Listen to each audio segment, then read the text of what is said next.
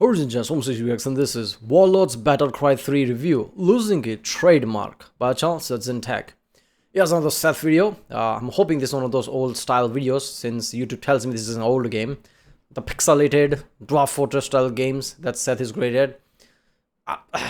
Seth isn't great at those videos as far as Seth is great at knowing which games are epic like that. I think that's what the case is. I'm pretty sure there are many crap pixelated games like that. So Seth always somehow finds the game that are insane. Something's hidden there, right? And what the best thing about that is, usually big games have enough coverage around it that most people have played it and most people know why the game is good. Games like this has, let's just say, a cult following, but it's not really that big. So most people, don't even heard about games like that. And Seth tells it, people realize it. Sometimes even like something like GOG or something, game sells, shoots through just because Seth reviewed it, which is awesome. So let's watch one. Remember, if you like my next, don't forget to subscribe so that way I know which type of videos to react to more. I like video games type of videos like this, Seth, Maxa, and things like that. If you haven't seen other reactions I did like that, check out the link in the description. And yeah, that's what it is. There is an unwritten rule enshrined in the YouTube landscape. You must unconditionally love India, because no matter how powerful or self-important you feel as a YouTuber, you bow to the same tech center in New Delhi, and you live by their mercy, because with a single click, Rakesh and Pajit can evaporate your entire existence. My channel is firmly aligned with Lord Ganesha and the Indian people, for your tech support is now your tech master. Hey people, Seth here. Warlords Battlecry 3. So I'm guessing tech scams have risen through the roof if Seth is making a joke about it. Yeah, I don't know much about it. I'm pretty sure I've watched few videos. Well, who was that? I forgot. Mark something, right? Who basically pranks the scammers, which is so awesome, right? With the glitter bomb and things. I'm pretty sure I've watched one or two videos from there. Pretty sure I reacted to. I reacted to it. So yeah, the way he said Ganesha is just the right way to do it. So it's surprising to see somebody pronouncing it right. Is a 20-year-old fantasy RTS that I've been psyoped into playing. Appropriately, we'll be playing this on my laptop, which may be described as a haphazard collection of live wires that'll shock you if you ever touch the top of it, but personally, I like to call it rustic. Many years ago, it stopped working until I dug up the instruction manual and ripped out the thermal sensor. This is incredibly safe. Don't let the warped Avril Lavigne and Eminem stickers tell you otherwise. It can no longer support a battery, and I jury-rigged a new power switch because I broke the old one. But hey, it's got excellent airflow, and the exposed left speaker is a fun and entertaining fidget toy for all to enjoy. Just as long as you don't move it, touch it, and whatever you do, don't put it on your lap. It always surprises me people have this type of laptop like at this level where it's got everything destroyed and still use it. I mean, desktop, it makes sense because desktop are rugged like that. How is laptop working like that, right? And I get it, people are like, like money is an issue, but you have a laptop. So there was a one point you did buy a laptop. You did have money for it. I'm pretty sure it's been a long enough time now. I'm pretty sure you can I don't know, save enough to buy another laptop still going through shit like this. This is insane. And I've had 12-year-old laptops. Doesn't even close to look like that. What are you doing with your laptop that's getting damaged like that? This is not a 40-year-old laptop. I'm damn sure of that. So how is that happening? Because that's how you get burnt. I'm guessing this is not a Seth's actual video. He's just commentary on it, right? This is somebody else's laptop and posted video on YouTube. Because if it's Seth's laptop, yeah, Seth is living true to his color even in real life. Seth has money to buy probably like 1 million laptop, but he's still gonna keep this. There you go. It's a piece of shit that served me well. You know what else has served me well? My sponsor, who keeps rewriting all of my lines. Hey gang, tell me something. Do you like being spied on? Being watched? Having every single move you make cataloged and sold off to the highest bidder? Sound familiar? It should, because if you're located in a land of the free, home of the profits, that's right, the US of A, that's exactly what your ISP is doing right now. It's true, your star-spangled corporate overlords are actually allowed to store logs of every website you visit, and it is their legal right to sell your data to anyone. That's why I use ExpressVPN. ExpressVPN reroutes your internet connection through their secure encrypted servers, so your internet provider, Uncle Sam, or your own local elected officials can't see or log what you do online. Now, I know what you're thinking. No, not that. A new problem. What's stopping the VPN from logging your data instead? I'll tell you. Integrity. Many VPNs claim to have a no logs policy, but then get caught logging their customers' data. ExpressVPN is the only VPN I can trust because they use trusted server technology. In fact, they were the first major VPN to have servers that run entirely off RAM, making it impossible for them to log your data. But why take my word for it? ExpressVPN is so confident in their no-logs claim, they even had one of the world's biggest assurance firms, PricewaterhouseCoopers, audit their privacy policy and server technology. Now that's what I call integrity. Stop those pesky loggers in their tracks and download ExpressVPN today and visit expressvpn.com/Seth to find out how you can get free months for free. Also, turns out everything I did before was completely unnecessary because this game works on Windows 10. The early 2000s gave us a lot of The best ExpressVPN ad I've seen. Obviously, it's from Seth. RTS games, and a lot of them played exactly the same. Mechanics were so standard that no one deviated from the orthodoxy. It was only later that the genre had its theological schism, resulting in squad-based RTS and eventually culminating in what's known as the League of Legends heresy that plagues us to this very day. Warlords Battlecry 3 is no different. It's Age of Empires, except the Turks have a much more accurate depiction. You collect resources, build buildings, produce troops, and crush your enemy. There's nothing entirely unique here, except your hero, of which there are 28 different classes and 17 different races. Anything this game lacks in originality, it makes up for with a sheer volume of content. And the main way to experience this is through the campaign, which is largely a multi-choice sandbox where you travel across the land looking for an excuse to kill someone. Story. You play as a cosmic ICE agent, receiving a report that Gorgon, fifth horseman of the apocalypse, has illegally crossed the Etherian border with intent to cut grass for $7 an hour as an undocumented illegal. We can't let this go on, so we ask the Dark Dwarf. Oh my god, that's such a good trumping for, for a second I'm like, for first split second, because I didn't thought he was gonna do Trump. But then instantly, oh wait a minute, he's doing Trump right now. And it's so good, right? I mean, the rhythm is so good. That's not racist. They're dwarves of color.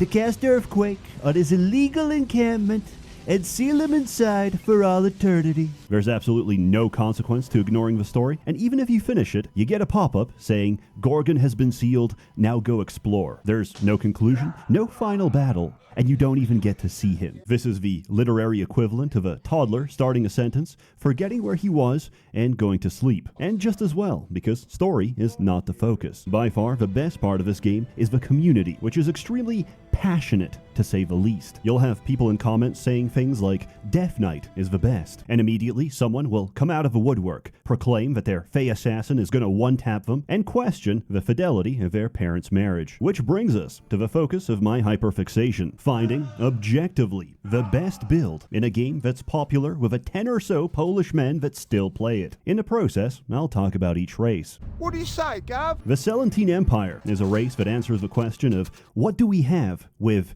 whatever you want? Because apparently, the only barrier between recruiting demons and vampires to join your ranks is socioeconomic. They can pay for random mercenaries that give a taste of every race, their tech tree is sensible, and they have access to spell research, which, if you stall the mission, unlocks every spell in the game. Alchemist specializes in alchemy, which is the original reason I got into this game, because the very first spell you get, cast at a high enough level, creates max level items out of thin air. This includes set items that are unique to the campaign. This leads to a situation where you spawn in, drink your mana pots, print everything you want, and resign the mission. Everything in your hero's backpack is saved, which can be sold in the market for infinite money to spend on infinite supplies and reinforcements. And then we go from ridiculous to game-breaking by casting Spellforge, which doubles the effect of all your items, turning your alchemist into the strongest unit in the game. Shenanigans include, but are not limited to, having armor so high you can't take damage, doubling your mana regeneration to fill up in seconds, to abusing double rings of resurrection for a 40% chance to revive your entire army each time you take a swing. I have the body of a god! Barbarians are a fine race. You can set them on fire to go berserk. They're cheap, spammable, and effective against larger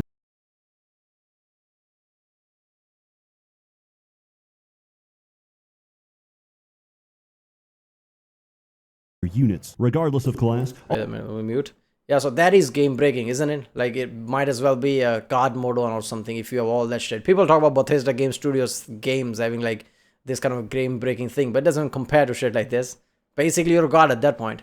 All heroes are melee. The only exception is an ice mage, who can give himself ranged attacks by casting ice flow. This represents my first failed experiment because the investment is massive and the payoff is garbage. Everything ice magic does, pyromancy does better. And who better for it than a demon? Blood heals me, death delights me, pain purifies me. Demons are resource hungry and have some of the most obnoxious hitboxes for their buildings. But if you survive to late game, you automatically win because you're the only race that doesn't pay for troops. More importantly, demon heroes snack on souls, which are formed by enemies after being killed by a succubus. This is the quickest way to get mana, and with the right items, I can summon my own army of them and use them as a self-sustaining mana battery. Combine that with pyromancy, and every free souls you chow down is another Armageddon inside your enemy's base. It's my sincere opinion that the funnest build in this game is a necromancer, but since we already get necromancy as an undead racial, we play a sage for reasons that I shall explain. From dust we come, to dust we go.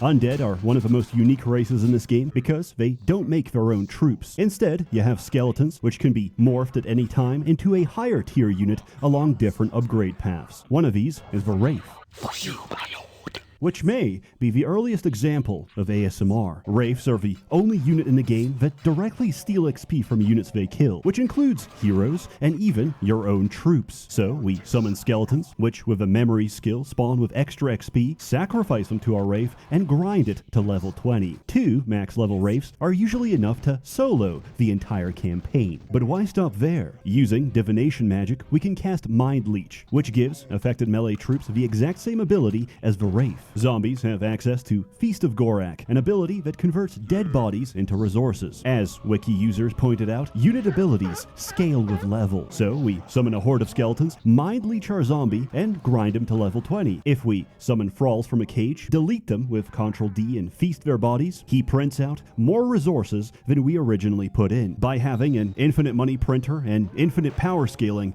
we're no longer playing the same game. Victory is no longer the objective, but rather a natural consequence of leaving my... Yeah, I can already imagine their society is basically scientifically researching, like people how research like nuclear energy and things like that.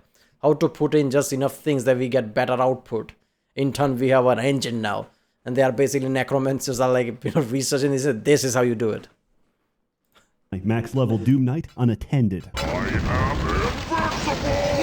Fay are whimsical creatures of the forest, and a growing problem because of their built-in victory timer. That's because lore is the most busted research in the game. They're also a cognito hazard, Top of the morning to ya. in a sense that the longer you hear them, the longer you can't unhear them. At some point, you'll be producing troops so fast, they'll be spamming their voice lines in unison. This is when most players are driven insane. Imagine a hero that can outrun and insta-kill any unit in the game. Now imagine they also have access to illusion magic and can make themselves invisible. There's many builds out there, and assassins counter all of them. Breathe deeply.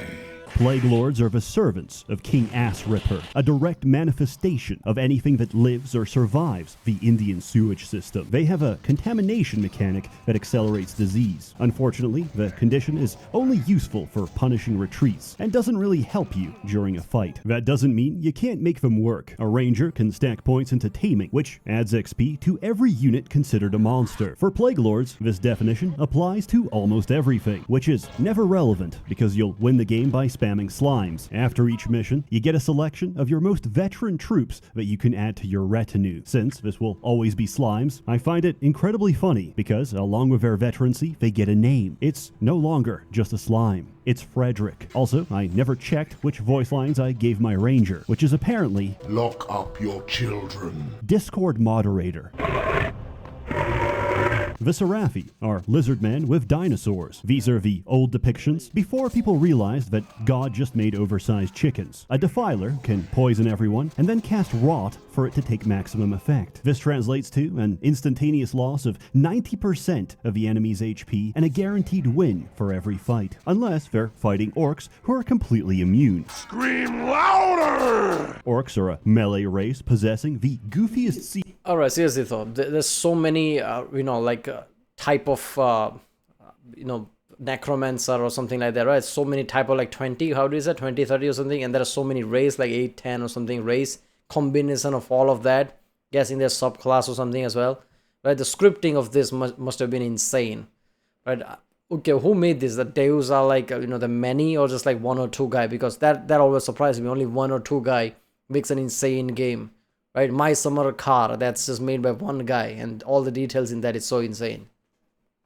Siege weapon in the game, the Gob Shooter. The Gob Shooter shoots goblins, which often die from the impact, but occasionally survive as intact goblins. They're not even remotely viable unless you play a merchant. Merchants do absolutely nothing except sit at the back of a base and hope they don't get murdered. The trade-off is that the merchant skill and charisma reduce the cost of everything. You can play almost any race of merchant. I just have so many spellcasters to cover that I needed a place to put this. I love the smell of entrails in the morning. Dwarves are the ideal race for turtling. Their engineers count as 2 workers each time they occupy a mine, and they have a rush mechanic that revolves around excess drinking. Do you like gambling? Do you like griefing yourself? Because playing a shaman is the ultimate gamble core experience. Remember, 99% quit before they win big. And the higher your skill in chaos magic, the higher the roll in both directions. So you either double your stats or reduce your army's HP to 1 and rage quit the game. There is no in between. Either I win or I kill myself. However, you can't go lower than 1, so if you morph the speed of dwarf berserkers or siege equipment, you have nothing to lose and everything to gain. The most important feature of playing dwarves is that they have the best towers in the game and benefit twice as much from garrison troops. And now, thanks to the power of RNG, they've become automatic machine guns that cut down entire armies. It's not the quickest strategy, but it's the only one that turns this game into a tower defense. Burn the forests, strip the land. Yeah, I like the dwarf one better because of that tower defense and like turning to machine gun. Whenever I play games like this, top-down view RTS, whatever we call it, right? Strategy type games, I usually look for something like that, some kind of a tower defense type system. It's always awesome. Alternatively, you can do pretty much the same with Dark Dwarves. They're more siege focused than their counterparts and replace their armies with golems. Because their basic builder can instantly repair for free, your towers are practically invincible. And in the event they do actually go down, you occupy them with suicide bombers that kill whoever's responsible. A Rune Master lets you build quicker, and absolutely nothing else. Rune magic might actually be worse than ice. Nobody expects the Aetherian Inquisition. Knights are a cavalry-centric race that's very beginner-friendly. Night Lords are goofy because they give you global morale, which makes every unit attack faster and increases your population cap. I didn't know that last part, which is actually very important for summoners. Buildings are your main source of pop cap, but in some missions, you can't build. So it's worth having a few points in leadership, because otherwise, you might not be able to summon anything. After teching up to level 5, every race can produce their Titan. These are incredibly powerful units that can't be replaced, and the only thing comparable to their power is another Titan. After sinking 30 levels into healing magic, a healer can cast Resurrection at level 3. Normally, this revives your dead units. At level 3, this revives everything, including the enemy and their Titan, under your direct control. Elves are collectively a gimmick race designed to filter new players. And there's a very simple reason. Their builders can't occupy mines. Dark Elves at least have a solution to this problem, and it's called slavery. They're the most magically proficient race with a broad range of spellcasters. Assassins can one-tap and All of that. These Dark Elves are inspired by Warhammer or something, because that's how it feels like. Whenever Warhammer is like seeped into many other lores and stories, let's just say. After learning about Warhammer, I looked at other things that I've watched before and realized, wait a minute, this is probably inspired by Warhammer, which is really nice to see, basically. Usually things always go Tolkien's way, right? People always take things from Tolkien's. enemies. Blackguards can do sneak attacks, and their heroes have some of the most photogenic portraits. Dark Elf baddie with blood running down her eyes will captivate the undisciplined gamer. Men enjoy the goth girl aesthetic because it represents a woman that's externally consistent with her inner state. That is to say, evil. Druids get a lot of summons. Treants are good tanks and faster builders, while unicorns compensate for the race's complete lack of healing. Nature magic isn't insanely powerful, but it's a good mix of everything. Let lesser races beware. Endowed with long life and extreme prejudice, which they describe as pattern recognition, high elves are the canonical quirked-up white boys of Etheria. There's something very poetic about high elves refusing lower-class labor, preferring that I summon hordes of demons to occupy their minds and instead. A summoner is not only the perfect complement to elves, it's the only one that's viable, because we need to gate in a lot of demons to give them time to execute their strategy. All elves produce wisps, which are their basic builder. 4 of these can merge together to form an ancient wisp, which generates crystal each second. The whole point of this race is the endless feedback loop of infinite crystal economy, which only accelerates the longer the game goes. Then you make a bunch of archers and steamroll everything, because a fully upgraded high elf army has almost no answer to it. I've been a bad girl. Wood elves are practically the same race, but worse. They have the same problems, but bulkier buildings. Their only saving grace is the Dryad, which is the source of all the horny quotes in the game. Oh, yes. Do that again. But what if I told you, after theory crafting all of these numerous, diverse, and interesting builds, I've been bell curved, because the lowest IQ knuckle dragger will reach the same conclusion as the upper percentile. Just play a warrior. Everything a mage can do, a warrior does better. It's in the name of the title. It's called Warlords Battlecry 3, not neurodivergent caster that needs 30 levels to get good. Who cares about your And that is so true with most games, right? Whenever you play something, what is probably going to be overall better, right? Usually you go with that mentality. There was a point when I was like long time ago, I was just playing, whenever I play any RPG style game or anything like this character creation, I usually choose like warrior, soldier, basically something like that, because it makes sense, right? You're tanky, you have attack and everything. But then after a certain time, like, man, I don't even touch that anymore, because it's like so obvious, right? You know, there is like, I remember playing Dragon Age Inquisition, and there's like a warrior to it, right? Was it warrior? I don't know, but warrior class. I didn't even touch that. Went with the archer, rogue, basically, something like that. So obviously anything you play, I remember like there was a brief time when I played it as warrior as a new playthrough, and I realized you can tank a dragon, because every time you put the shield up, for some reason your health constantly goes up, shield and everything, right? So yeah, obviously warriors are always going to be OP. exploits, when the average warrior will just click a corner of a map and solo the entire mission. His only weakness is running out of health potions, which is why you play a Minotaur. Minotaurs have some of the fewest but most upgradable units in the game, but most importantly, they have sheep. Sheep cost 1 gold per unit and can be snacked on by Minotaurs to restore their health. So, we flood the map with a portable health supply for your one-man army. If you're playing this correctly, you should be able to see absolutely nothing. However, after everything I've been through, I refused to accept this answer. There had to be something better. There must. And I think I found it. Coincidentally, Swarm is the first race I ever played because I thought the name sounded cool. And what did I get?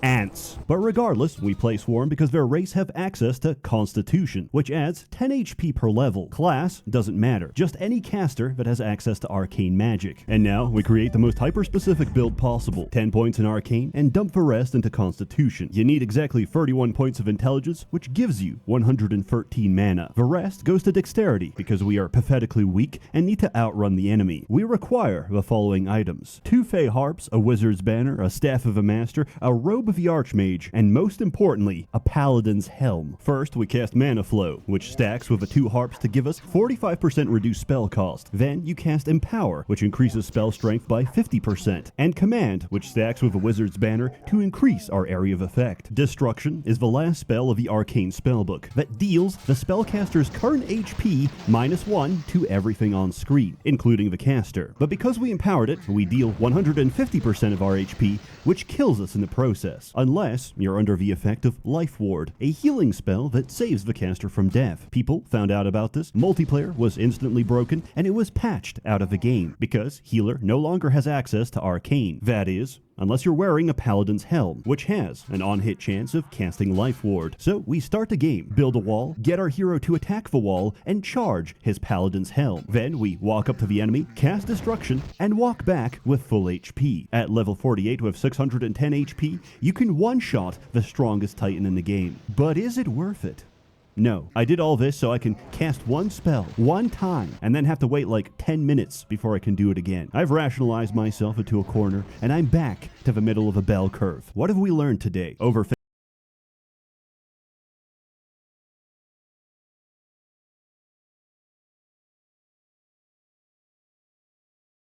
Thinking a 2004 RTS is the peak. Why the hell is the mute? Yeah, every time you play games like this, right? You're... Wait a minute. Yeah, so your only goal is when you play games like this is to become powerful enough so you can one-shot everything. That's the goal. That's always the goal, right? Those 10 minutes or whatever you wait to basically like, you know, do it again, it's like worth it basically. Because every time you play games like this where there are character creation, there are abilities, skills, you always try to find a loophole where you can do that shit. Of being a midwit increases your risk of writing video essays and accelerates your Alzheimer's by expanding the Swiss. Oh yeah, what's that video from that guy, man? I don't think I watched it, I just touched on it. Who basically went after Vendigoon, right? Like, after a few minutes, I'm like, what the hell is wrong with it? What is this guy saying? All the things he was just saying. Did he really thought that's gonna come around as good? Attack on Vendigoon like that. That was just weird, man. Cheese in your brain. In high school, we used to choke each other out during art class to get high. This went on for a while until the teacher caught us. I guess what I'm trying to say with this is Warlords Battlecry Free is great, mindless fun. And I say this objectively because I have no prior nostalgia. There's clearly a lot of love and passion put into the making of this game. There's little details that still surprise me, like how you can load cows as catapult ammunition, which give this game a lot of charm. The voice acting is hammy, the music is beautiful, and the campaign is very replayable. Unfortunately, sometimes the game does crash. This often happens when crossing regions. You get a random encounter and it fails to build the random. Yeah, the crashing thing is like not that effed up, because you do realize that one of the most favorite game of people is Fallout New Vegas, and that is one of the most unstable game. I don't usually find bugs in games. People say Skyrim was really buggy, I didn't find a single bug. People say Fallout 4 was buggy, I didn't find any bug, right? Somehow I'm bug immune or something, or just lucky that way. Or maybe when I play it, it's like something is patched out, because people usually patch out things in day one, and I'm not that like, oh my god, this was released in 12 AM, I must play it by 12:30 AM. That's not me. So usually I don't find bugs, but New Vegas is so broken that if you save enough, that save alone will break the whole game. You can't go back to previous save because everything's broken. And a map. If this happens, play a skirmish or move backwards on the map, and this will usually fix it. I thoroughly recommend that you don't buy it on Steam. GOG uses official patch 1.0 free, while Steam uses the unofficial patch, which made a very unpopular change. All summoned units come with a timer, and when this expires, they die. This completely... What does that mean? Steam uses unofficial patch. You can't use unofficial. Unofficial just means like fans made it, right? It's not from the developers. You can't officially put it on retail, like to sell, if it's not from the developer itself, right? That's weird. I'm guessing developer basically asked the modder or something like, you made this, can I use it at retail? Oh, fine. Told Steam to use it or something.